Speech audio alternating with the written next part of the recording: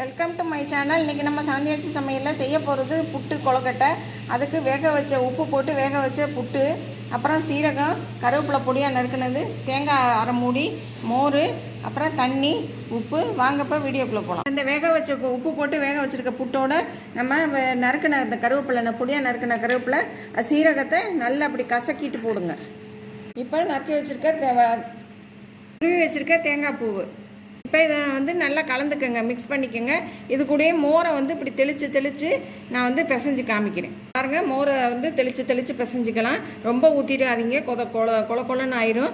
அப்புறம் இது சப்ஸ்கிரைப் பண்ணுங்கள். எல்லோரும் என்னோடய சேனலை எல்லோரும் சப்ஸ்கிரைப் பண்ணுங்கள், லைக் பண்ணுங்கள், ஷேர் பண்ணுங்கள். இப்போ இதை பிடிச்சி கொலக்கட்டையாக பிடிச்சிட்டு எப்படின்னு காமிக்கிறேன். எடுத்து புட்டு கொலக்கட்டையாக பிடிச்சிக்கோங்க. இதை திரும்ப ஆவியில் வேக வச்சுட்டு இப்போ காமிக்கிறேன். இப்போ ஆவியில் வேக வச்ச புட்டு கொலக்கட்டை ரெடியாக இருக்குது. இப்போ டிஸ்பிளேயில் வச்சுட்டு காமிக்கிறேன்.